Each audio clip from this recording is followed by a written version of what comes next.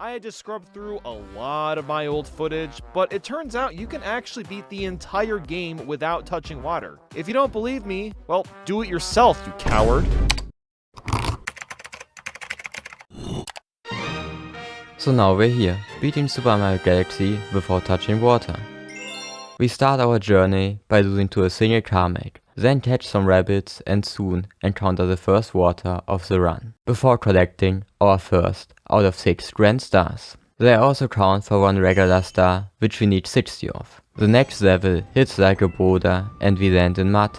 Technically, mud is not water, but it's close enough, so we want to avoid it. And on our next attempt, we collect all the star pieces and reach the launcher safely. Then beat up a piranha dino. We feed the Luma and take an unnecessary risk, but we never miss. Then beat up a lava squid before arriving at the galaxy with more water. We find a secret room and with much effort destroy the boulders, only to find an invincibility star that can destroy them. I still like the planet, because of this power up, the To Be Shroom.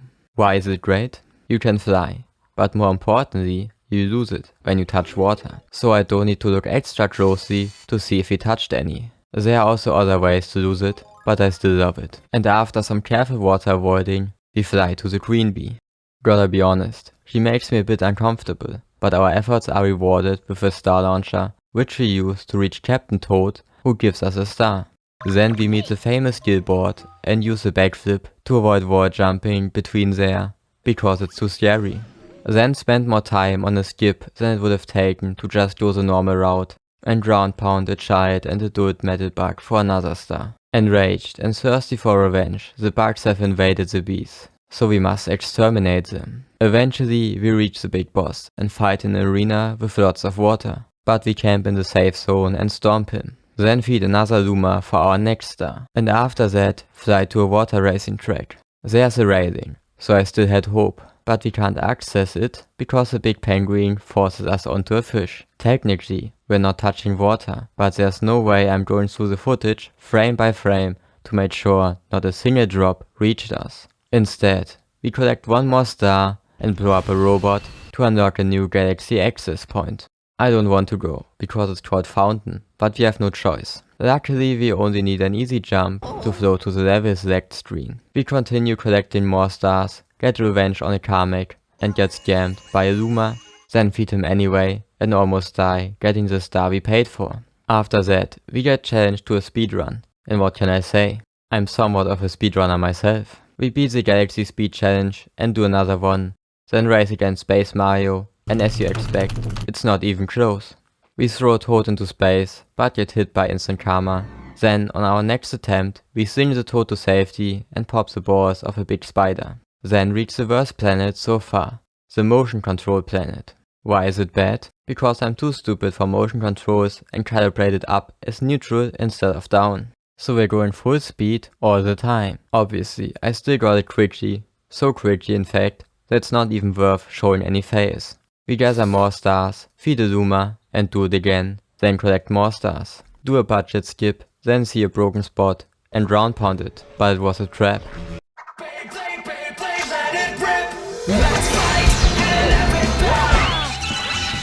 We accumulate more stars and reach Bowser's castle, but he prepared for our arrival and got a water cannon. False alarm, it's only fire. So we quickly beat him and unlock a new galaxy access point, where we arrive with style, then reach a poison planet. To avoid the poison, we need to use a bubble. And yes, technically it could be a soap bubble, but come on. It looks like water, splashes like water, so it's water. And there are too many invisible walls to make it without the bubble, so we move on. And reach a beach galaxy. Things don't look good. The star pieces are literally underwater, so there's no way. But what if we triple jump off this penguin? Yeah, it's not working.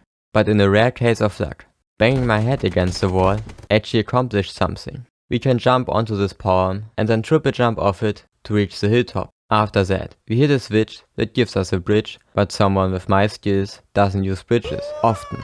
I mean, sometimes using bridges is fine, obviously. We feed another Luma, but get scammed, and unfortunately, we can't outsmart the next star of the beach galaxy and have to move on. But not before wasting way too much time trying to get this stupid green thing over to the chest without realizing that only Koopa shells can open those. We catfish a Boo, but our love wasn't meant to be, so instead we save Luigi. Then assemble more stars and triple jump onto a building to save Luigi again, who couldn't make it down on his own. Then fight a rock monster and reach another water-infested galaxy, where we carefully make our way around the edge only to find a useless NPC.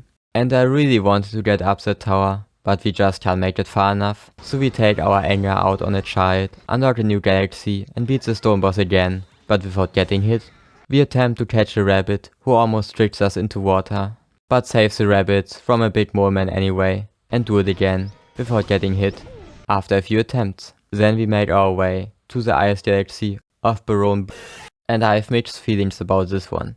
Touching ice is different than touching water, but it still feels wrong. However, there's still water we need to avoid, and I spent way too long getting a triple jump up this rock, when we first need to collect a new power up, the ice flower, and then use a star launcher and turn the water spray into ice. And if we slow down the footage, we see that the water disappeared before it touched us. But this whole planet is very open to interpretations, so I decided to just skip it. We get some more skips, fail basic jumps, and amass new stars. Then play not getting over it without Bennett 40, and stockpile more stars.